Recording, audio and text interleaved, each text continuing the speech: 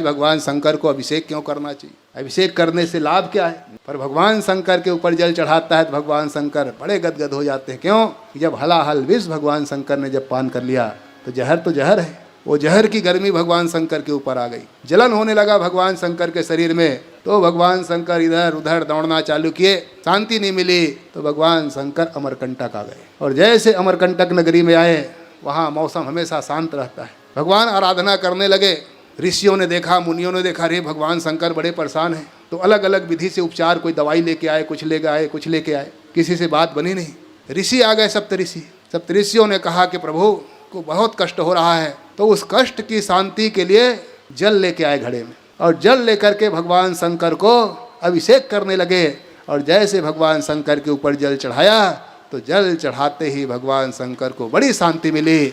शांति मिलते ही उन्होंने देखा कि ऋषि महात्मा जल चढ़ा रहे, इससे शांति मिल रही है जी। आशीर्वाद दे दिया भगवान शंकर ने कि जो मुझको जल चढ़ाएगा उनकी सारी कामनाओं को मैं पूर्ण कर दूंगा, उनको आत्म शुद्ध प्रदान कर दूंगा। तब से भगवान शंकर को जल चढ़ने लगा। जब जल चढ़ाया जाता है तो भगवान शंकर को बड़ी शांति मिलती है, बहुत शांति भगवान शंकर को। और दुर्वा चढ़ाता है तो दुर्वा से भी जलन शांति होती है जी। दुर्वा इसलिए चढ़ाया जाता है, जैसे गणेश जी को बहुत प्रिय है दुर्वा। क्यों प्रिय है? क्योंकि उन्होंने भी सप्तऋषियों को वरदान दिया था जी। एक अनलासुर नाम का असुर था, बहुत असुर हुए हमारे यहाँ। एक असुर का नाम था अनलासुर, ये गणेश पुराण की कथा है। अनल, और जब वो पैदा हो गया तो पूरे संसार को जलाने लगा, जहाँ जाए जला के राख कर दे। जब सब दग्ध होने लगे, परेशान हो गए, सब के पास गए, कोई उनको शांत नहीं पाया। ऐसा वरदान पाया था कोई मार ना पाए, हम मरे ना, क्योंकि दैत्यों का एक ही वरदान होता है, हम काहू के मरे न मारे, हम ना मरें, ये उनका वरदान वो भी मांग रखा था। जलन होने लगा तो जब सब परेशान हो गए तब लोगों ने गणेश जी की आराधना की। गणेश जी संकट मोचन है, संकट को दूर करने वाले गणपति जी से कहा, हे गणपति जी अब तो आप ही रक्षा कर सकते हो। गणेश जी ने कहा, भाई रक्षा तो तब करें जब ये मरे, इनको मरना ही नहीं है, और जब मरना नहीं है तब कैसे करें। कहा प्रभु आप जैसा विधान हो, आप विधान पूर्वक आप रक्षा कर दो। गणेश जी ने कहा चिंता मत करो, क्योंकि गणेश जी महाराज के दो स्वरूप हैं। एक तो संकट दूर भी करते हैं और संकट भी लाते हैं, दुख भी देते हैं और दुख हरते भी हैं। दुख करता दुख हरता, अब जब आरती पढ़ते होगे दोनों पढ़ते होगे, दुख भी देने वाले हैं और दुख को हरने भी वाले हैं। तो जैसे दुख आया तो हरण करने के लिए गणेश जी ने सोचा चलूँ, युद्ध करना व्यर्थ है, क्योंकि युद्ध करूँगा इससे जीत पाना कठिन है। तो गणेश जी ने अपना रूप बढ़ाया और रूप बढ़ा करके अनलासुर को निगल लिया सीधा अंदर। जब अंदर ही हो जाएगा तो कैसे जलाएगा किसी को। तो जैसे अंदर किया अनलासुर, जब अंदर चला गया अब शरीर में जलन होने लगी, जैसे शिव जी का जलन हुआ था। अब परेशान गणेश जी महाराज, अब निगलने तो निगल लिया, और निगलने के बाद जब जलन हुआ तो उसके लिए भी बड़ा औषधि लोग लाने लगे। औषधि जब असर नहीं किया तो सप्तऋषियों ने दुर्वा लेके आ गए, क्योंकि जो दुर्वा है ये अमृत से पैदा हुआ है। अमृत के जो छींटे ना, अमृत से बहुत चीज़ें पैदा हुई है। दुर्वा इसीलिए कभी मरता नहीं है, सालों साल आप दूबी को फेंक दो और फिर पानी में डाल दो, फिर हरा भरा हो जाएगा, अमर है वो दुर्वा ले करके आए और ला करके गणेश जी महाराज को समर्पित किया। और जैसे गणेश जी को दुर्वा समर्पित किया तो अमृतत्व है वो दुर्वा से गणेश जी को बड़ी शांति मिली। गणेश जी बड़े प्रसन्न हो गए और गणेश जी ने कहा जो दुर्वा मुझको ला करके चढ़ाएगा उनके समस्त कामनाओं को पूरा करके उनके सारे संकटों को मैं दूर कर दूंगा। तब से गणेश जी को दुर्वा बहुत प्रिय है, दुर्वा चढ़ाई जाती है, इसलिए दुर्वा से उनकी आराधना करनी चाहिए। तो जो अभिषेक है, अभिषेक करने से क्या फल है, तो भगवान शंकर ने कहा अभिषेकात आत्मशुद्धि, अभिषेक से आत्मशुद्धि होती है। हमको कष्ट दुख तभी मिल रहा है जब हमारे आत्मशुद्धि नहीं है, हमारा मन मलिन हो चुका है, और मलिन होने के कारण ही हम पाप करते हैं, और पाप करने के कारण हमको दुख की प्राप्ति होती है। शुभेन कर्मणा सौख्यम दुखम पापेन कर्मणा, ये दुख मिलता है ये पाप कर्मों का। जैसे हमको पाप दुख मिल रहा है तो हमको किसी को दोष नहीं देना चाहिए। हमारे पूर्व में किए हुए जो कर्म हैं वही कर्म हमको दुख दे रहा है। संसार में कोई दुनिया में ऐसी ताकत नहीं है जो आपको दुख दे सके। काहू न को सुख दुख कर दाता, काहू न को सुख दुख कर दाता, काहू न को सुख दुख कर दाता काहू न को।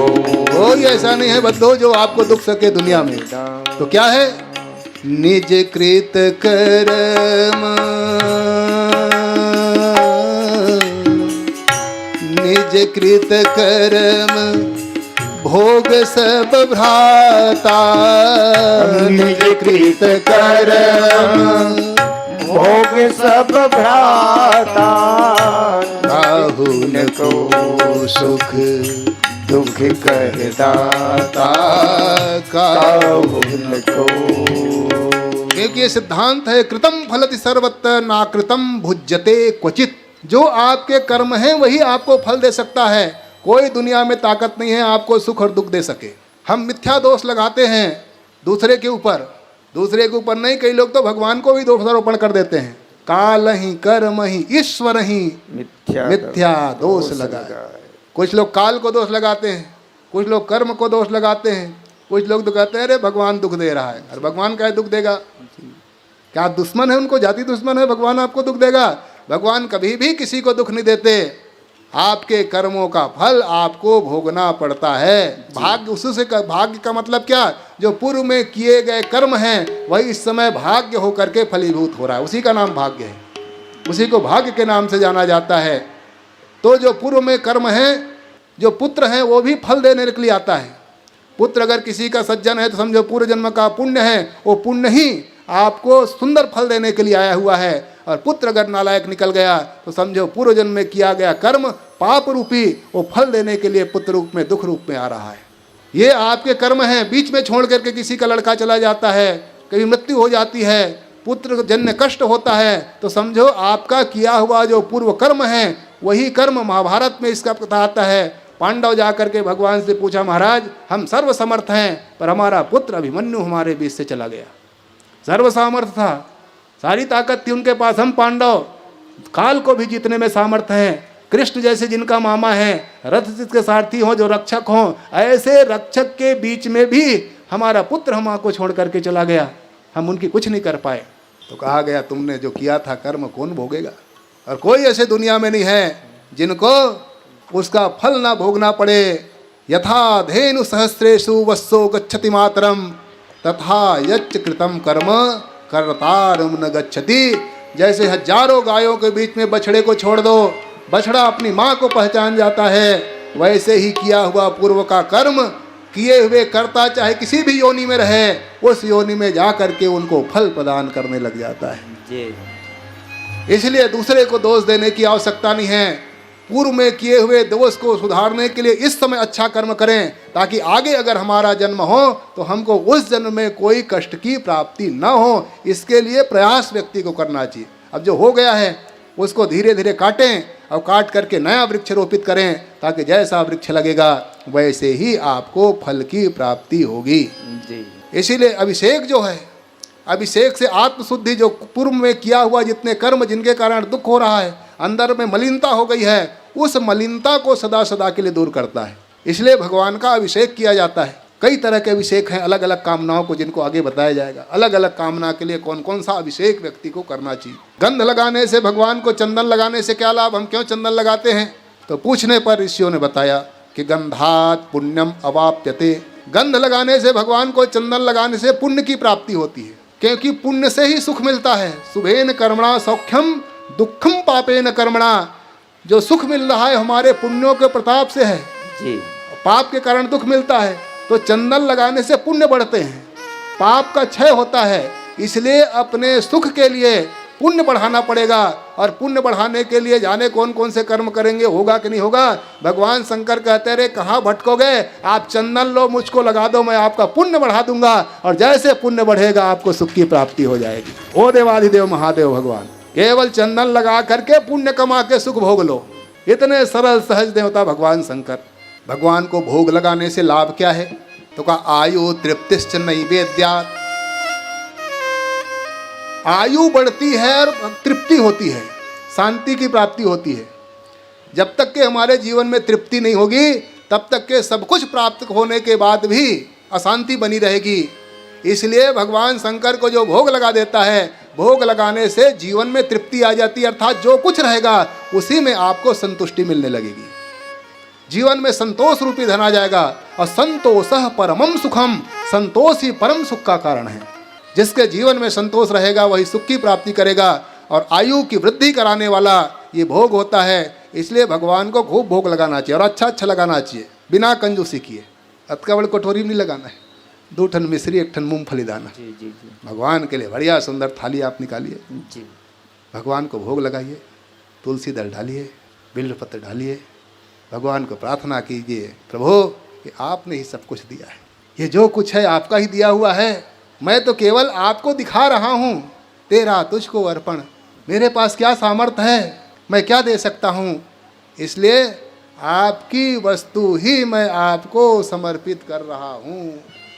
इसलिए प्रभु आप ग्रहण कीजिए और भगवान को भोग लगाइए। भगवान देख करके ही संतुष्ट हो जाते हैं। भगवान गंधग्राही हैं, उसमें से लेते नहीं हैं, वो देख करके ही तृप्ति हो जाती है भगवान को। भगवान सोचते हैं कि वाह बेटा तुमने मुझको दिया। जैसे छोटे छोटे बच्चों को कोई वस्तु दे दो और मांगने पर अगर वो दे दे तो माता पिता प्रसन्न हो जाते हैं, देखो दे दिया। कई लोग होते हैं वो देने पर नहीं देते हैं, भागता है।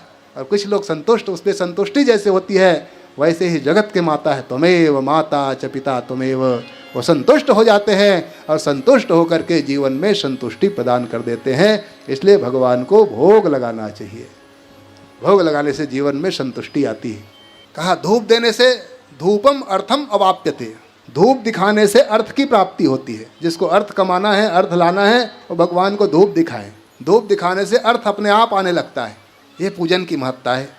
दीप दिखाने से दीपाज ज्ञानम अवापनोति, अगर ज्ञान की प्रदीप्ति अगर जलाना है, ज्ञान प्राप्त करना है तो भगवान शंकर को दीपक दिखाइए। और तांबूल से समस्त भोग की प्राप्ति होती है। इसलिए भगवान को जो पान चढ़ाया जाता है, पान चढ़ाने से समस्त भोग जो आपकी इच्छा है, जो इच्छा करी हूँ मनवाए। प्रभु प्रताप दुर्लभ कछु नाही, उसके प्रताप से सब दुर्लभ से दुर्लभ वस्तु। इसलिए भगवान को बहुत प्रिय है पान, इसलिए पान अंतिम में जरूर लगाए। इस तरह से और न हो सके तो इतना ही, और कुछ ना हो सके तो भगवान को नमस्कार कर ले। अगर कुछ नहीं है, एकदम नहीं है, तो क्या करें? नमस्कारो जपश्चैव सर्वाभीष्ट प्रदाबुभौ। अगर भगवान को आपने नमस्कार कर लिया तो नमस्कार करने से सर्वाभीष्ट, सारे अभीष्ट वस्तु भगवान प्रदान कर देते हैं। नमस्कार करना मतलब अपने आप को समर्पित करना। नमः मतलब न मेति नमः, मैं कुछ नहीं, मेरा कुछ नहीं। अहंकार को समाप्त कर देना, अहंकार को भगवान के चरणों में समर्पित कर देना। हे प्रभु ये सब कुछ आपका है, मैं भी आपका हूँ, मैं आपके चरणों में समर्पित हो रहा हूँ। जैसे बलि ने किया था। बलि ने क्या किया? अंतिम में जब बांध दिया गया बलि को, यही तो किया बलि ने। जब बंध गए बलि, पूरा बांध दिया, नाप करके सब कुछ खत्म कर दिया। 3 पाँव मांगा था, पदानि त्रीणि दैत्येंद्र, हे दैत्येंद्र 3 पद दीजिए। 2 में सब नाप दिया, 1 बच गया। बलि से कहा बलि बोल, तीसरा पाँव कहाँ है? बलि ने कहा महाराज आप बड़े छलिया हो। भगवान ने कहा हम क्या छलिया, हम क्या किए हैं? आप ही ने कहा था 3 पाँव देंगे, हमने थोड़ी कहा था। जी जी कहा तो आप ही ने है देंगे। भगवान का कहा तो था महाराज, पर जिस स्वरूप से आपने मांगा था नापना उसी स्वरूप से था। जी पहली बाढ़ी देते थे जी, काठा पहली में दे रहे हो बाढ़ी, जी और नापते समय बोरा में नापोगे कि कुंटल में? जी जी। अरे जिसमें आपने दिया है नापते वापिस समय उसी में तो नाप के लोगे आप। जब मांगे थे तब बामन बन के आए थे, और जब मांगते समय हुआ तो त्रिविक्रम रूप बन दिया आपने। महाराज ये छल नहीं चलने वाला, ये उचित आपने नहीं किया। भगवान ने कहा यार तेरे को देना है कि नहीं देना है बता। हाँ का या तो ना का, बात छोड़, बीती बात बीत गई। कहा महाराज कहाँ हो तो दूंगा, कभी झूठ बोलता नहीं, पर एक मेरा प्रश्न का उत्तर दे दीजिए। मैं होता है कि धनवान बड़ा होता है, आप बता दीजिए। भगवान ने कहा तुम हमको फंसा रहे हो। कहा महाराज फंसाना का, दुनिया को फंसाने वाले कौन फंसाएगा? गरी आप चलाते हो, जाल आप फेंकते हो, फंसाने वाले आप, बांधने वाले आप। हम आपको क्या बांधेंगे, क्या फंसाएंगे? ये आप तो उत्तर दे दीजिए केवल। भगवान ने कहा ठीक है बलि मैं उत्तर देता हूँ, धन से बड़ा धनवान होता है, क्योंकि धनवान के पास ही धन होता है, इसलिए धनवान बड़ा। भगवान से बलि ने कहा महाराज उत्तर मिल गया मुझको, अब तो मैं जरूर दूंगा। सही उत्तर आपने दिया। बलि ने कहा महाराज आपने कहा धन से बड़ा धनवान होता है, तो मेरा धन अभी आप नापे हो, अब मेरा धन आपका 2 पाँव है, मेरे 2 पाँव में, अपने 2 पाँव में मेरा धन अभी नापा है। अभी धन से बड़ा धनवान बाकी है महाराज, अभी तो धन ही नापे हो। जब मेरा धन 2 पाँव हो सकता है तो धन से बड़ा धनवान होता है, अभी तो धनवान बाकी है। मैं अहंकार रूपी शीश आपके चरणों में समर्पित करता हूँ। तीसरा पाँव इस अहंकार के सिर पर रख दीजिए। तीसरा पाँव भगवान ने सिर पर रख दिया। ऋषि मुनि अमलात्मा देवता प्रसन्न हो गए। वाह बलि, अरे जिन चरणों को पाने के लिए लाखों लाख साल तपस्या करनी पड़ती है, जाने कितने जप तप ध्यान करना पड़ता है, वही पाँव आपके ऊपर भगवान ने रख दी। इतने भाग्यशाली हो। तो जो अपने आप को भगवान में समर्पित कर देता है, भगवान सदा उनके दरवाजे पर रहते हैं। इसीलिए बामन बन करके 52 दरवाजे में भगवान रहते थे। जिधर से बलि निकलता था भगवान का दर्शन करता था। जो नमस्कार भगवान को कर लेता है, सर्वाभिष्ट, जितने संसार के अभिष्ट वस्तु आपकी है, जो कामना है, वो सारी कामना भगवान सदा सदा के लिए उनको पूर्ण कर देते हैं। जय हो। इसीलिए कुछ ना हो सके तो देव बड़े दाता बड़े, शंकर बड़े भोरे, सबके दुख दूर करत हैं, जिन जिन कर जोड़े। अगर केवल कर आप जोड़ देते हो तो कर जोड़ने मात्र से ही भगवान उनको अभीष्ट वस्तु को प्राप्त करा देता है। मैं नहीं, मेरा नहीं, यह तन किसी का है दिया, जो भी अपने पास है वह धन किसी का है दिया, देने वाले ने दिया वह भी दिया किस शान से, मेरा है यह लेने वाला कह उठा अभिमान से। मन राम सुमर पछताएगा, मन राम सुमर पछताएगा, मन राम सुमर पछताएगा। पापी जियरा लोभ करत है, पापी जियरा लोभ करत है, आज काल उठ जाएगा, मन राम सुमर पछताएगा, मन राम सुमर पछताएगा।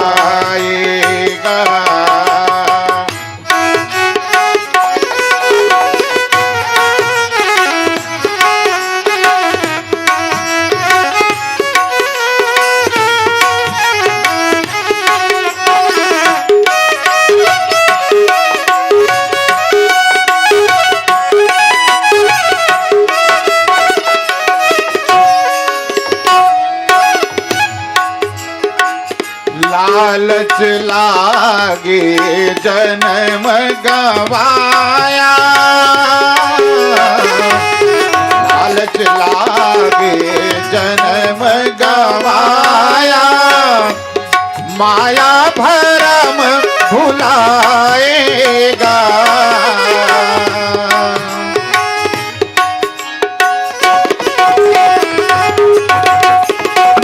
माया भरम भुलाएगा, मन राम सुमर पछताएगा, मन राम सुमर पछताएगा।